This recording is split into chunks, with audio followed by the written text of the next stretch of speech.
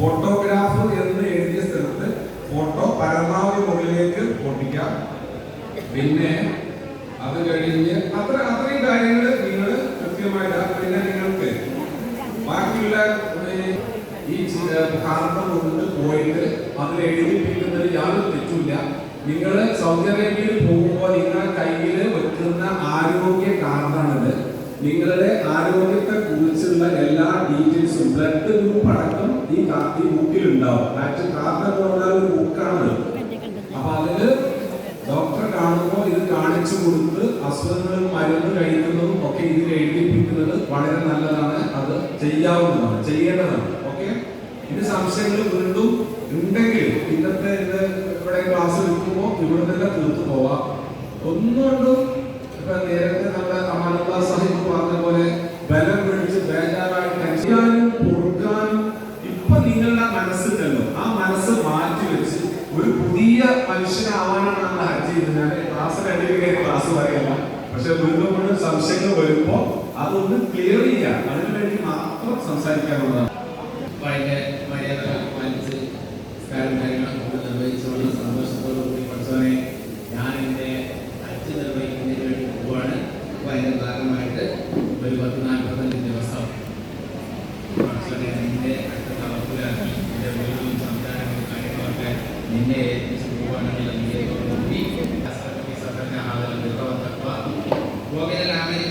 തുടങ്ങിയിട്ടുള്ള വിശദമായ പ്രാർത്ഥന നിർവഹിക്കുക. വാഹനത്തിൽ കയറുക,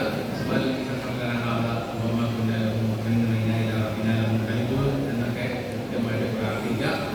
വളരെ അർത്ഥതലങ്ങളുള്ള പഠിച്ചവരെ തവക്കുലാക്കി ഞാൻ പോവുകയാണെങ്കിൽ നിയമത്തോടു കൂടിയാണ് നമ്മൾ ഏകദേശം 2.5 മാസം എടുക്കുന്ന ഹജ്ജ് യാത്രയ്ക്ക് വേണ്ടി പുറപ്പെടുന്നത്. വളരെ സന്തോഷത്തോടു കൂടി ഞാൻ പറഞ്ഞല്ലോ, മനസ്സൊക്കെ ഫ്രീയാക്കി വെച്ചിട്ട് വേണം വീട്ടിൽ ഇറങ്ങാൻ വേണ്ടിയിട്ട്. അപ്പോൾ വീട്ടിൽ നിന്ന് തന്നെ നമ്മൾ സാധാരണ ബസ് കാര്യങ്ങളൊക്കെ നേരെ പോകുന്നത് എയർപോർട്ടിലേക്ക്. എയർപോർട്ടിൽ എത്തുമ്പോൾ നമ്മുടെ 2 ലഗേജ് ബാഗുകൾ അവിടെയുള്ള ഹജ്ജ് കമ്മിറ്റിയുടെ വോളണ്ടിയർമാരെ ഏൽപ്പിക്കുകയും അവരെ നമുക്ക് ചെറിയ കാര്യങ്ങൾ പരിശീലിച്ചുള്ള ഉറപ്പുവരുത്തും. ഈ നടപടിക്രമങ്ങളൊക്കെ കൂടി കഴിഞ്ഞതിന് ശേഷം ഒരു ആദ്യം പോവുകയാണെങ്കിൽ 2 ആൾ പോവുകയാണെങ്കിൽ 3 വണ്ടി ആളൊക്കെ ഏറ്റവും ബന്ധപ്പെട്ടവരെ കൂടി അവരൊക്കെ എയർപോർട്ടിലൊന്നും വെച്ചിട്ട് കുഴപ്പമൊന്നുമില്ല. പക്ഷെ ഹജ്ജ് ക്യാമ്പിലേക്ക് എത്തുന്ന സമയത്ത് അവിടെ ഹാജിക്ക് മാത്രമേ പ്രവേശനമുള്ളൂ എന്ന് തിരിച്ചറിയും. അപ്പൊ ഹാജിക്ക് മാത്രമേ പ്രവേശനമുള്ളൂ. ബാക്കിയുള്ളവരെ എന്ത് ചെയ്യുക, അവിടെ നിന്ന് യാത്ര ആക്കി പറഞ്ഞ് തിരിച്ചു വീട്ടിലേക്ക് പറയുക. അവിടെ സൗകര്യങ്ങളുടെ പരിമിതിയൊക്കെ ഉണ്ട്. നമ്മളിപ്പോ കോഴിക്കോട് നല്ലാതെ പോകുന്ന കാര്യങ്ങൾ ദൈവത്തിന് കൊച്ചിയിൽ നിന്ന് കൊണ്ടുവരില്ല, കണ്ണൂർ നിന്ന് കൊണ്ടുവരില്ല. അപ്പൊ ഏതായിരുന്നാലും അവിടെ ഹജ്ജ് ക്യാമ്പിൽ എത്തിക്കഴിഞ്ഞാൽ ആദ്യം 2 ലഗേജ് ബാഗുകൾ എയർപോർട്ടിൽ കൊടുക്കണം.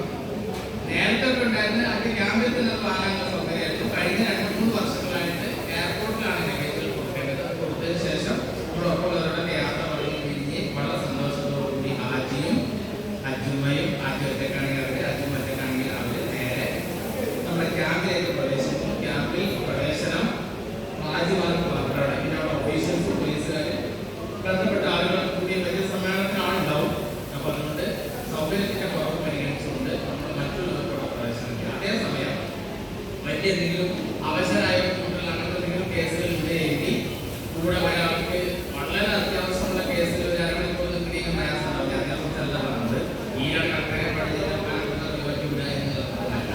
എന്തായാലും സാധാരണഗതിയിൽ ആരും അവിടെ നിൽക്കണമെങ്കിൽ അവരെ പഠിച്ച് വീട്ടിലേക്ക് പോയി ആജിയെ സ്വീകരിച്ച് രജിസ്ട്രേഷൻ നടപടികളിലേക്കാണ്. രജിസ്ട്രേഷൻ എന്ന് പറയുമ്പോൾ ഓരോ ദിവസവും പുറപ്പെടുന്ന 3 വിമാനങ്ങളാണ്, 4 വിമാനങ്ങളാണ്.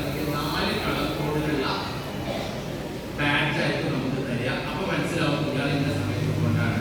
പിങ്ക് നിറത്തിലുള്ള ബാഡ്ജിൽ ഇയാൾ ഇന്ന സമയത്ത് കൊണ്ടതാണ്. മഞ്ഞ നിറത്തിലുള്ളത് കൊണ്ടാണ്. വെള്ള നിറത്തിലുള്ള ബാഡ്ജിൽ ഓരോ വ്യത്യാസം 3 വണ്ടിയാണ് പോകുന്നത് മനസ്സിലാക്കിയിരിക്കുക. ഏതായാലും അൽഹംദുലില്ല വളരെ സന്തോഷത്തോടു കൂടി ക്യാമ്പിലേക്ക് നമ്മുടെ താമസ സ്ഥലത്തേക്ക് മാറ്റും രജിസ്ട്രേഷൻ കഴിഞ്ഞാൽ. അപ്പൊ നമ്മുടെ ഹാൻഡ് ബാഗ് തീർച്ചയായിട്ടും നമ്മുടെ കയ്യിൽ വെച്ചിരിക്കുക. Hand bag